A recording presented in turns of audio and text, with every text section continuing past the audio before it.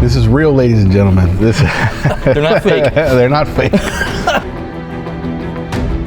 What's going on, everybody? I'm JC Cox with Gates Automotive, and this is Hot Takes, the series with hot wings and even hotter questions. Today, I'm joined by David Martinez, sales manager for Chevrolet. David, thanks for joining us today. Thank you. You're very welcome.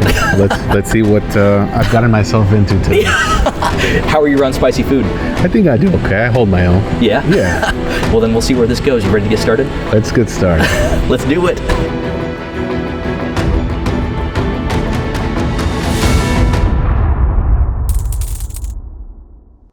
First up is Sauce Bay, which is made with turmeric. It's going to be this one over here. It's really important to start on this side and on that side. Okay. Let's get started. Let's give it a shot. All right. Pretty good. Starting off easy. Yeah. You might have a little bit of an advantage just because I did grow up eating very spicy food, so. That's right. This one's very mild. Yeah. But tasty. Well, David, speaking of that, since you started at Chevrolet, you've made a migration from all the way in LA County to Denver and then also to South Bend. What's the biggest you've seen as far as the difference in markets, but whether it's people, whether it's dealers, and then what's your favorite part? You know, it's interesting. You know, there's been a little bit of a culture shock here in South Bend.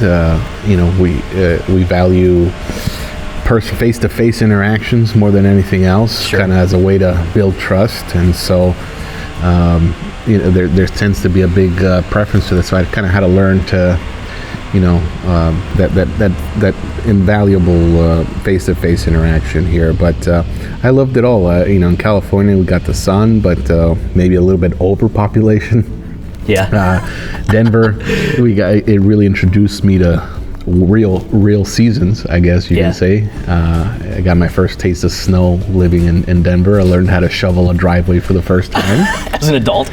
Yeah. So coming here to beautiful South Bend, I think I was prepared now for the next level, you know, in winter. So I think I'm a pretty grizzled expert by now.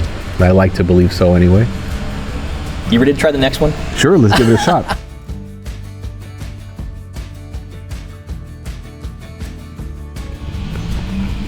Okay, a little bit more of a kick.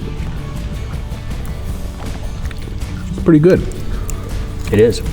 Growing up in LA in San Fernando Valley, that's a pretty good place that's known to be one of the very first suburbs of LA. What's the most eccentric food that you've had there? It's really become in the last few years very much of an international marketplace. You know, some of the very authentic Korean food can rock your world a little bit if you're not used to it. You know, a lot of raw seafood ingredients, stuff like that. So I'm going to say that probably takes first place, but all very tasty, a little bit of everything. Yeah, and when you lived there, what was your favorite place to eat and why? Ooh, when I lived there was a place in the northeast side of the valley called Los Ruiseñores Mexican food, and it's a little mom and pop little taco shop that's actually expanded quite a bit in the last few years, but very authentic, homemade, home style Mexican food that I grew up eating. Yeah. And then for people who do go visit LA, I'm sure you've spent some time in LA itself, within the city. Yes. Where would you recommend they would go eat and why? Ooh, it depends. The first thing that comes to my mind is a place called East Side Deli. East Side Deli. East Side Deli, and it's right next to Dodger Stadium. I highly recommend it. You get some of the most authentic Italian style, both cold and hot sandwiches. They have something there called, their pastrami is out of this world, and I would recommend it to anyone visiting the area. Next up, we've got Arbol Chili and Garlic, which is made by Bravado. And we went from 17,000 Scoville on the last one, and now we're going up to 50,000. Let's give it a shot. Whatever happened to small baby steps? These are leaps and bounds. That's right.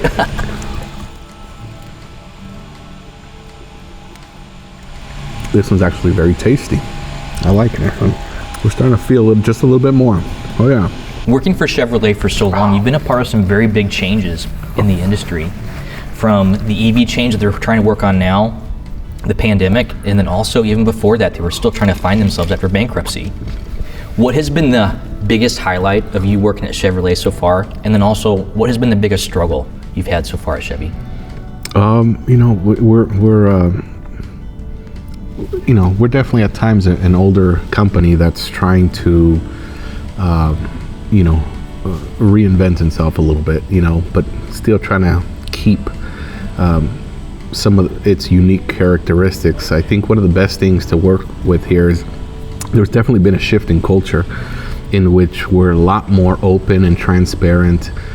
There's an attempt to really open us up and create a culture where anybody can raise their hand and be bold and ask a question here without any kind of fear of repercussions. Sure. And so that's very positive.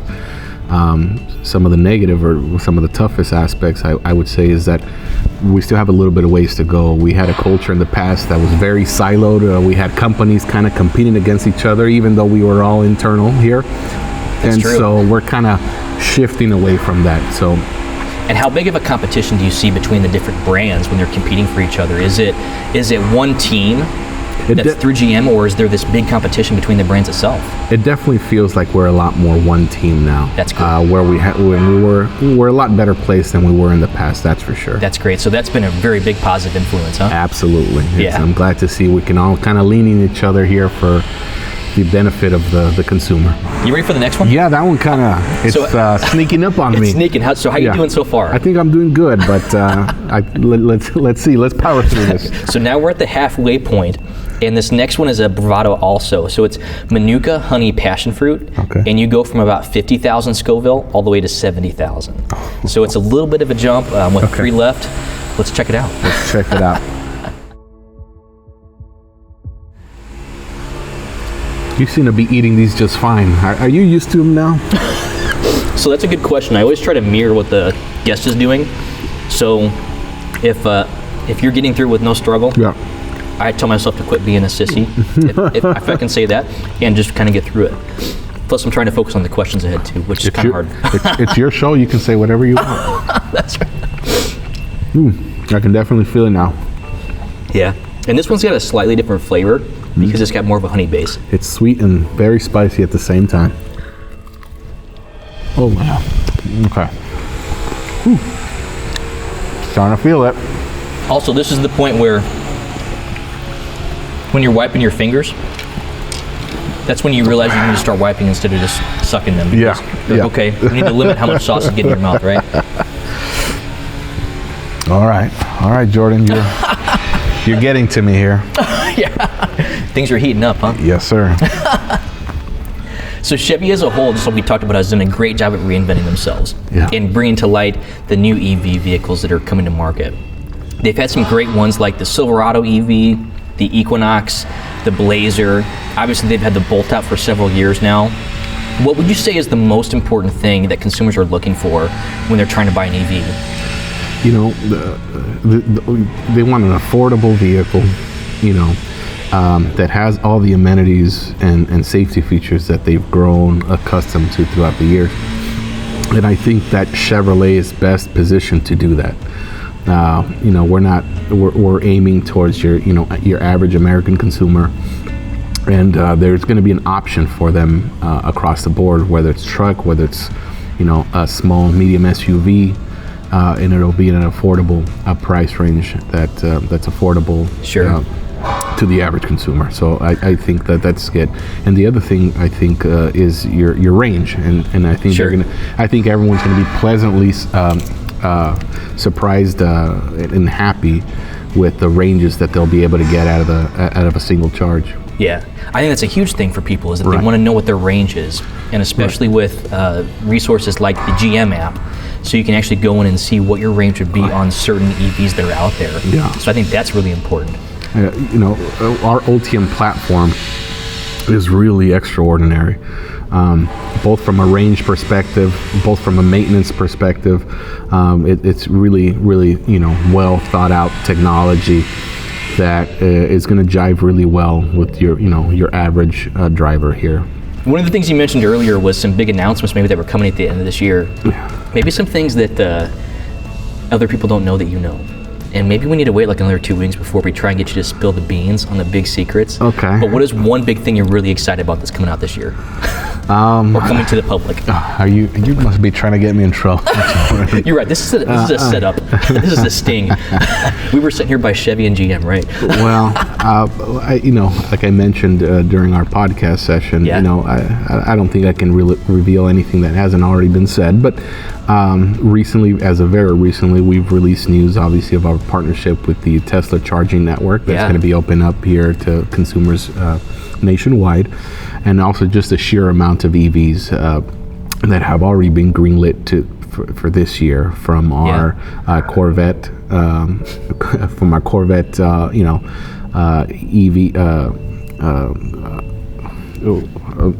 We had taught.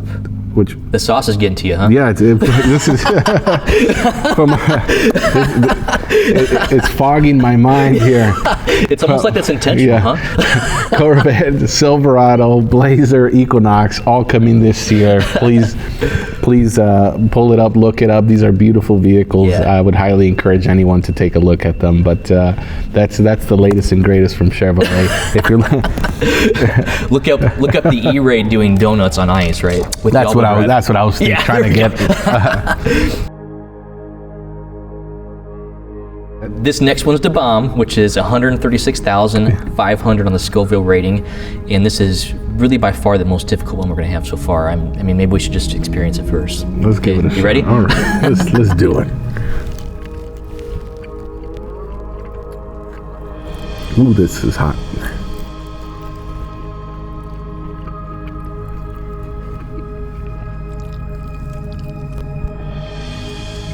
Ooh. Oh, this is hot. It's got a good kick to it, doesn't it? You're not even making a face. Trust me, it's hot. Is yours ketchup or something? What? We got different wings. I'm just trying to be a good tour guide here, saying you can get through it. Woo. Whoa. See, it's got a second kick and a third kick. Okay. I think I got it. When you moved from Denver to South Bend in 2021, what was the hardest thing about moving during a pandemic and why?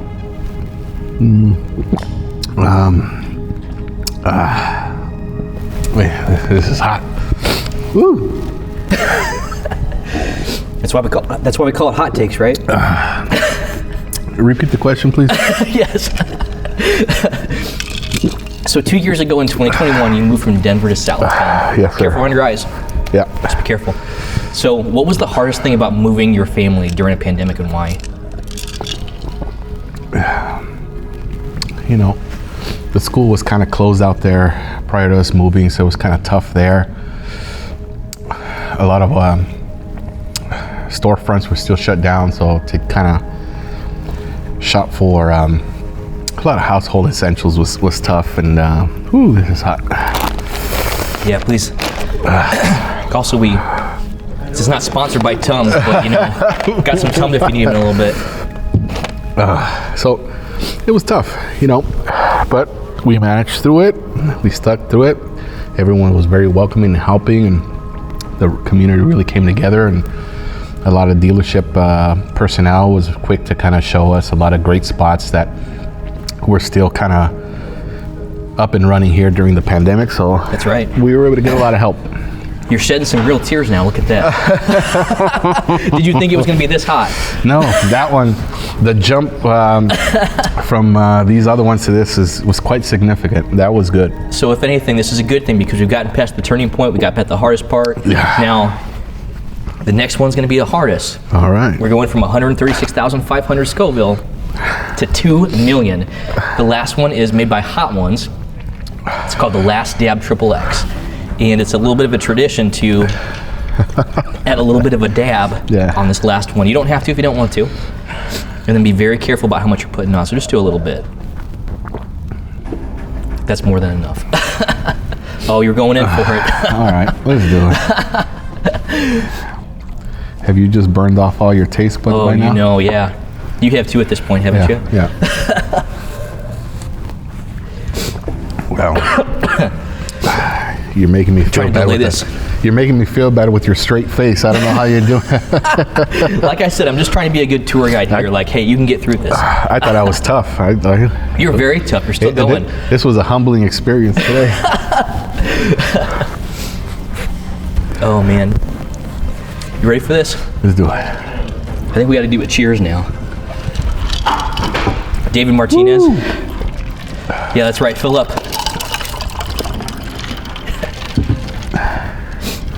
Oh, Jordan, what did I? What are we doing? What are we doing? Where are we right now? You know, you get a little bit of a fog, like a head high almost. Yeah. Some people also compare it to being drunk. As far as like oh what yeah. it feels like. I forgot the Chevy brands earlier. I know. Trust me, I believe it. You're like Chevy and Buick, GMC. There's another one, Cadillac. All right. Well, David, thanks for coming out here and doing this. I'll see you on the other side. Let's check this out. I tried to get more of my dab on yours to not be fair.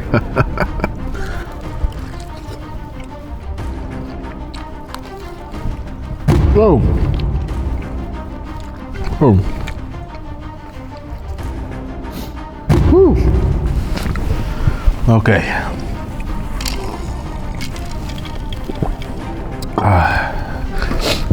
This is real, ladies and gentlemen. This They're not fake. They're not fake.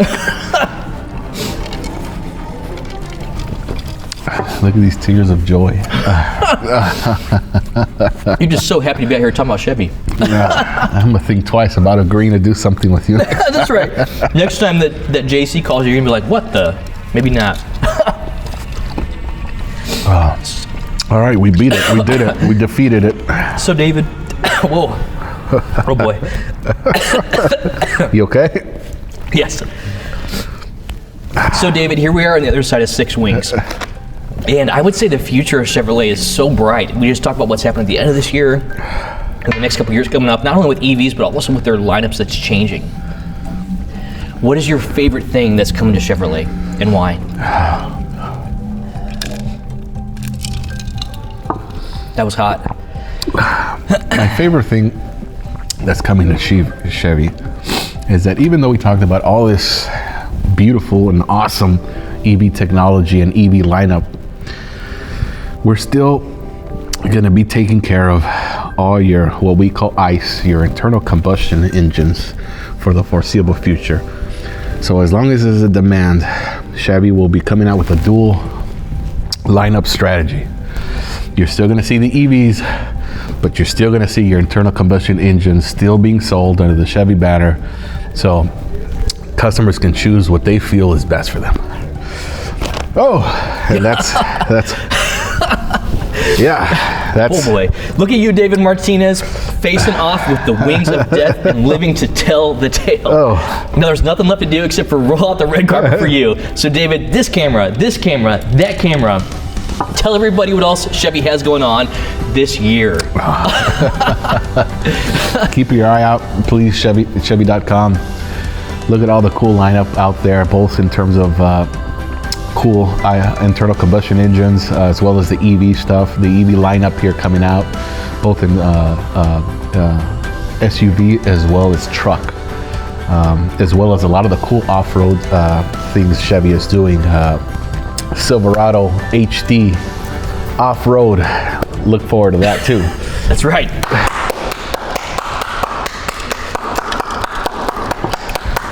Bravo. You did it. All right.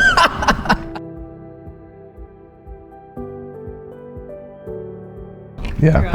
By number 2 or 3. Yeah. The milk didn't do much for me. It's the really? the ice. Really? The ice. It's kinda the cools ice you. Yeah. that helped me out. Yeah, but he didn't even offer me water, so. I figured milk was the best. Yeah. Once you see, spatial awareness, like, it's all out the door now. Like, when we did the test, I was tripping over stuff. Oh, man. What was I saying?